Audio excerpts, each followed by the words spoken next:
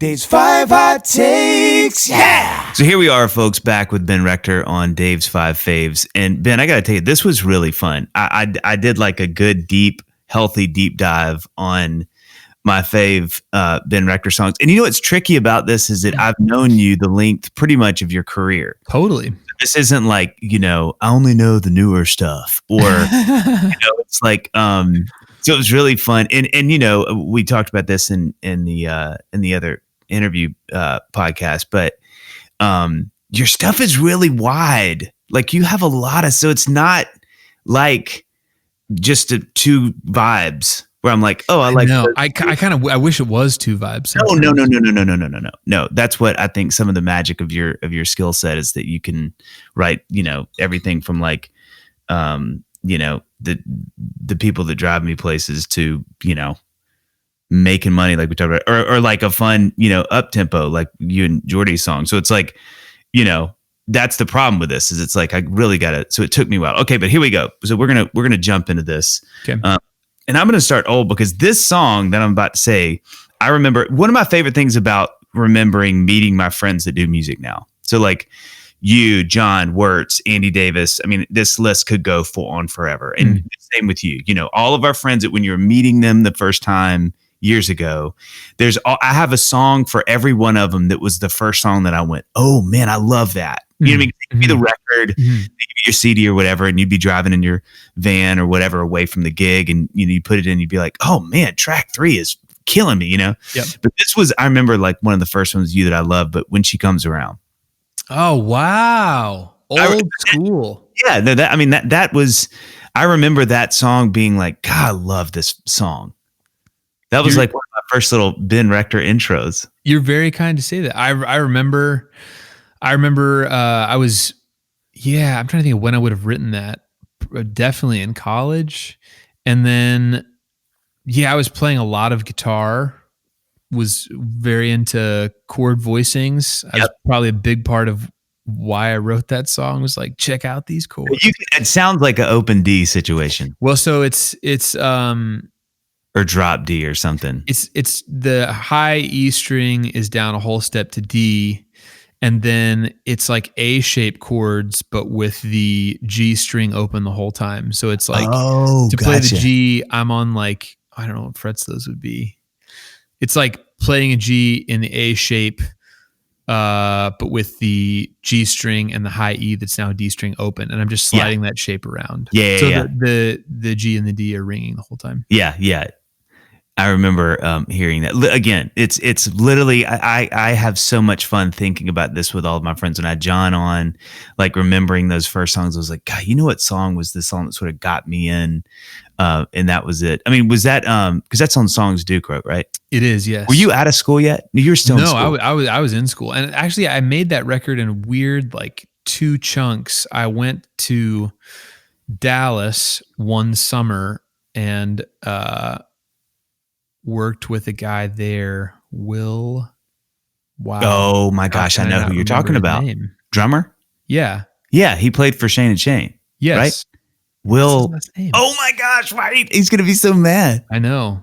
Shout out to Will, no last name, but I know exactly, because he was a killer drummer. Probably still is. I feel like a crazy person that I can't remember it. But so we worked I did like the full band songs with him, and then the other half of it was like, I came to Nashville while I was in college to work with a guy that I knew from Tulsa who's here, named Jared Fox.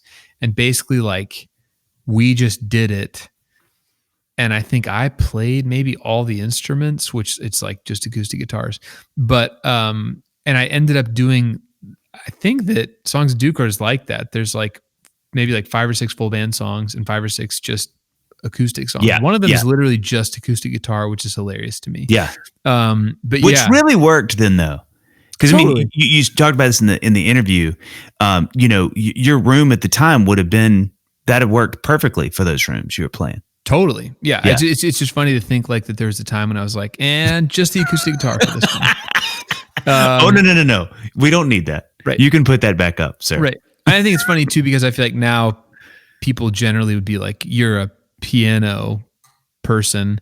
And I think that some people don't know that I play guitar, or that like I started playing guitar. I'm probably Well, funny. It's funny you say that, because that was something I meant to ask you about in the last podcast. Which one you feel more comfortable on? I think I probably, if you just like if you sat me down in front of a pianist and a guitarist and you made me play, I think that I would probably play the guitar better and more in a unique way than piano. Yeah. Like, and I don't do that on a lot of songs. Like most of the songs I play guitar on, I'm like just like strummy guy. But if you were like, hey, just like play something on guitar, I think the guitarist would be like more like, oh, what's up? But I never do that in like shows or anything. It's just like not a thing I do. And if I'm playing guitar, I'm basically just like chording. Yeah. I think the piano player would be like, oh, like, okay. And not that the guitar player would not be like, call the Guinness book, this guy's sick. I just think he'd probably more be like, oh, like you kind of got a thing. And I think the piano player they wouldn't be like, you're bad, but they'd be like, okay. It's funny because I still think of you primarily as a guitar player, which is, really? Wow. That makes me feel good. Yeah. I think like, oh, he's going to show up with his guitar to this round. Dude, the number of times people are like, you play guitar? That's so funny to me. It's really funny to me. Okay. Second song. I listened to this song this morning, because I started it and was like, no, I got to listen to the thing. Way I Am. Wow. That is also, dude, you're going deep on this. I'm telling you, I've been around for a long time, known you for. So that's a song that like, this is probably a good way to say this. As the first song that I knew, I was like, I think this is a really good song, and I don't think it's going to get very much like of a reaction. I think that it will be like it'll be like on the iTunes popularity bars, it'll be the shortest one. What a great qualifier. And I think I remember recording that. Jacob Schroet, that's off End of the Morning, right? Yep. Jacob Schroet played drums on that, and he played so well. Do what? It's off of Something Like This. Yeah. And you know what? He didn't play drums on that. That was Dan Needham. Yeah. I remember I did Jacob Schroet because he texted me about that song. He's like, I really like that song. Yeah.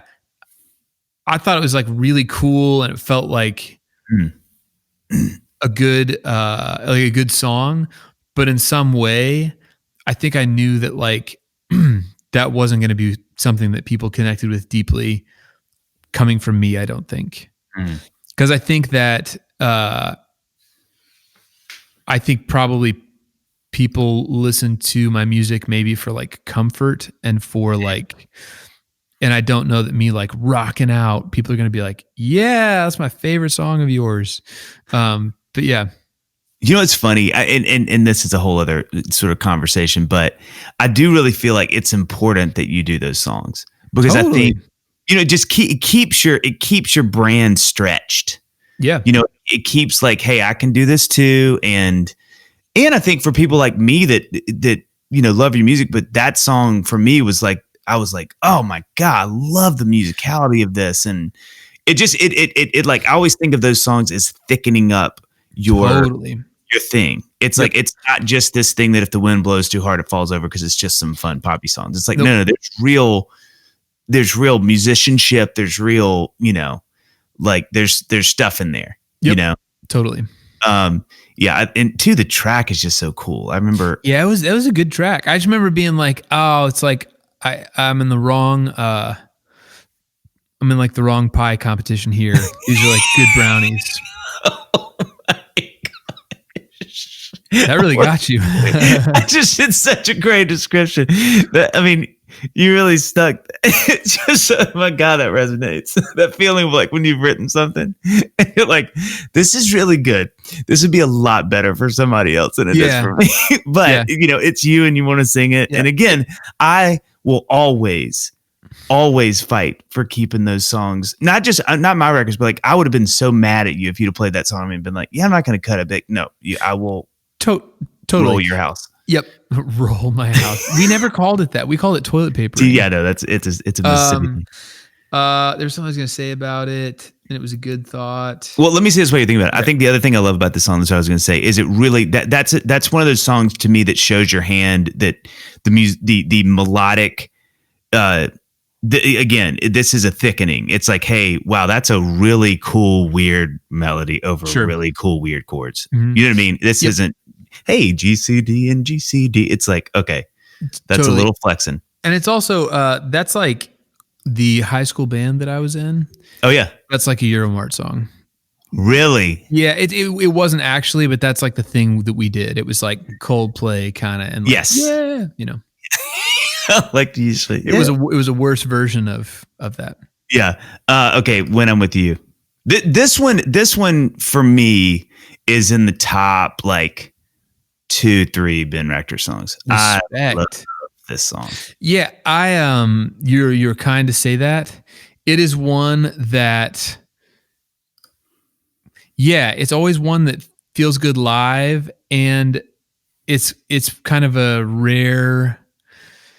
It feels like it's hard to have something that's like a big song that also like means something. It feels like you either need all the nuance you can get to like do the words, or you need like all the energy you can get to just be like hoorah, hoorah, and it's hard to say something.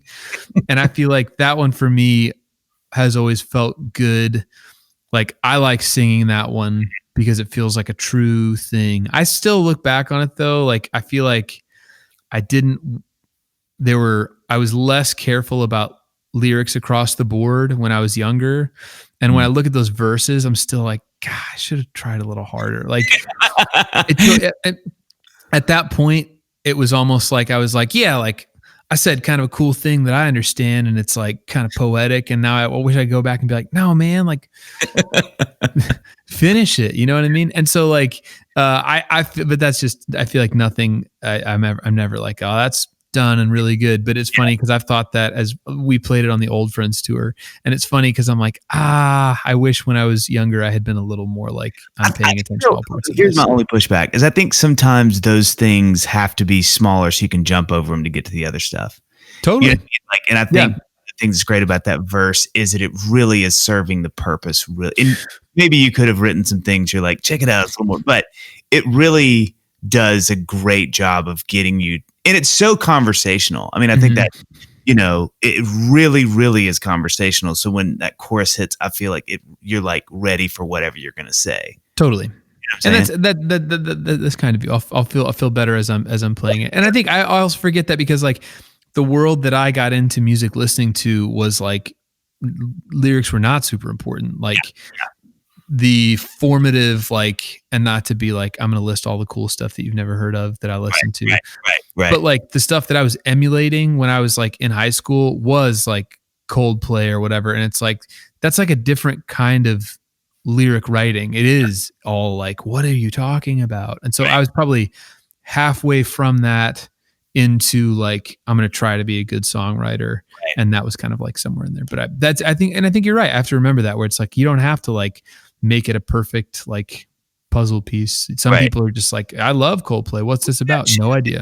This is going to get real singer-songwriter, so forgive me. But I think the other thing about that is the melodic. One of my favorite melodies of yours of any song is in that song with "It's where I'm fine and I'm all right." That melody is so good. And if you had put some profound lyric over that, it's too much. Yeah. You know what I mean? And so I think that's great. And I love the chorus. Like that is, you know, you spoke to sort of one of the Ben Rector things, and you nail it to perfection. The clapping, it just, what happens in that chorus is such a scene change. It's so cool. It's that honestly, that's my favorite magic trick. Because when you hit that chorus, you're like, it's like, I don't know if that would be double time, but it feels to me like the claps. It essentially is like it's all the quarters, and so that's like frenetic. You're just like, how does it get any more big than this? This is like all the whatever I have, and then you get to the other part. It's like, yeah. It's like you get to piggyback on both of those things, because when you play the card of the chorus, you're like, this is it. This is as fast as the car goes, and then you're like, but we've got a little nos left because we're gonna take it back to halftime. Okay, your ability, I mean, everybody knows it from your songwriting, but your ability to communicate these things in really succinct, tangible ways is really sort of blowing my mind. Okay, this is another, I love this song so much, but thank God for the summertime. That song yeah. communicates that emotion so well. It's so great. Thanks, man. That I feel like is one of the, I often feel like if you're a singer-songwriter, everybody assumes that everything's autobiographical. And I feel like they subconsciously don't do that for other types of music. Like when Blake Shelton sings about something, you're like, this doesn't, if you're like, do you think this is about his life? People would be like, no, probably not. Yeah. But if you're a singer-songwriter, it feels like everybody's like, this is all like taken from the pages of your diary. And I feel like it's not always, for me, it's not always like that. Sometimes I'm just like, this is a song that I wanted to write.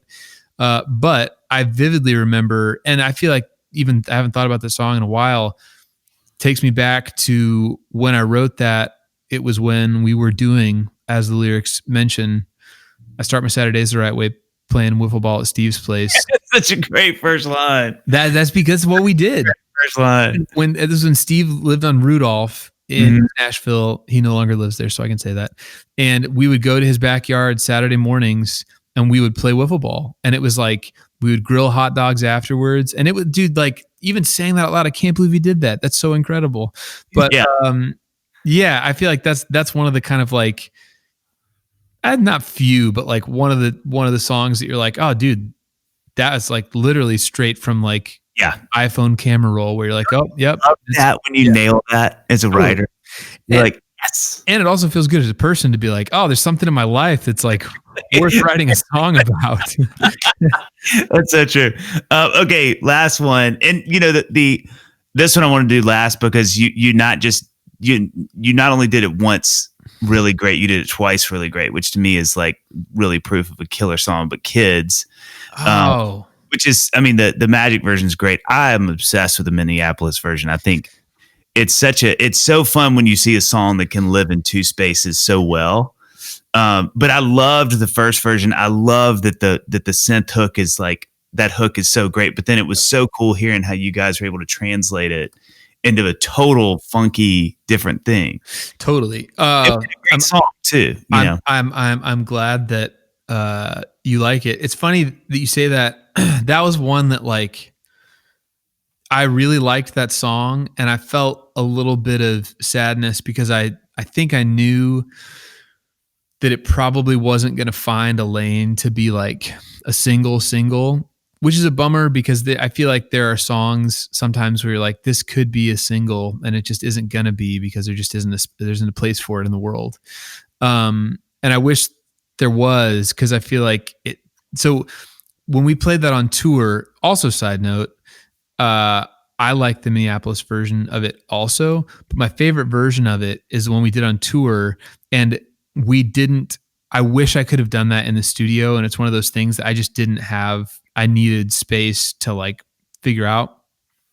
But essentially we like took some of the percussion elements and loops that we made. So when we recorded that song, I had a lot of it, and I went over to Mark Sebelia's because I was like, can you help me with this a little bit? And so we kind of like demoed it out together.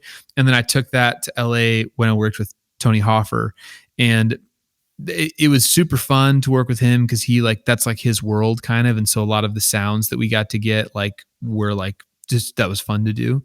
And then Aaron, by the way, sorry. Do what? Who played drums on that? Sterling. Okay. Oh, wow. Okay. So Aaron, he came and did like, I think like 2 days of drums and played all the drums on the stuff that I did with Tony on that record. Yeah. He also did the stuff with Fields, but he did it remotely. And so he came over and played the drums.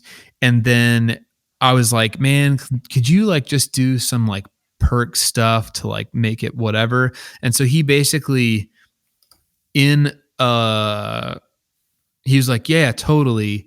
And this is the kind of stuff that I feel like separates guys at this level from guys who are like almost this level. He plays the drums great, sounds awesome, whatever. And I'm like, I'd really love to get you doing some perk. He's like, okay, great. Just like make a bunch of tracks. And he like gets his bucket of things.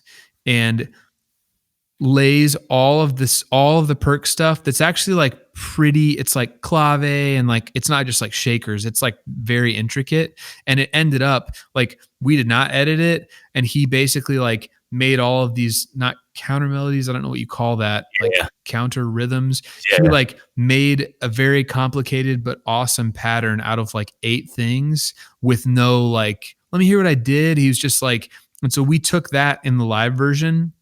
We took like his perk, and then we took like loops that Tony and I made and started out with that.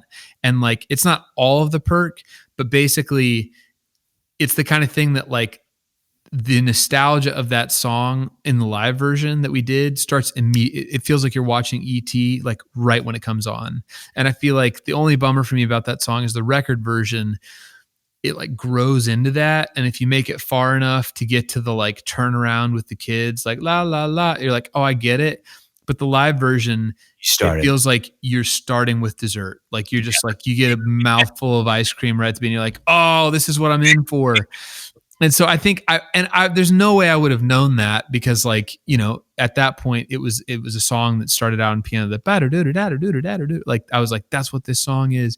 And then like in hindsight, it's like, no, it's actually the song, the DNA of the song is in like the turnaround. It's like, that's the energy that's unique about the song. So my favorite, I wish I could go back in time and be like, wait. And we did that on a couple of things. It was like, put the perk up top and put the loops up top. Like that's what this song is. So I wish I could have done that. But, and then the Minneapolis version of it was just such a blast, man. That was like, I wish I did that. Not that, but I wish I like put myself in those situations more. Cause I usually don't. Cause I'm like, is this going to be very good? I don't know. It's probably not going to be good enough. And that was one that I talked about doing. And then like, I also wanted to do a bluegrass version of the album, and I never did it for this reason. I met with people and then just never pulled the trigger because I was like, I don't know. And I so should have done it. But with this, what happened was I was going to do it, talk to Fields about it. And he was like, oh, that'd be sick. And then kind of didn't pull the trigger. And then I got an offer to play at the maybe Iowa State Fair. And my manager at the time was like, I had to do something in Minneapolis also, and I forget what it was. And he was like, maybe it's a radio thing in Minneapolis. And he was like, yo, we were going to have the band in Iowa. Why don't we just go to Minneapolis the next day, or maybe the day before? That's what it was. Let's do Minneapolis the day before, and you could do the funk thing you want to do. And I was like, oh, okay, I guess we got to do it. And then of course it turned out awesome. And it was like the most like crazy feeling thing, because like I came up with kind of the like arrangements and like sent them to the guys. And I was like, these are the frames that I'm thinking about. There was some specific stuff where I was like, I want this and that. And there's somewhere I was like, come up with like how to paint inside this frame.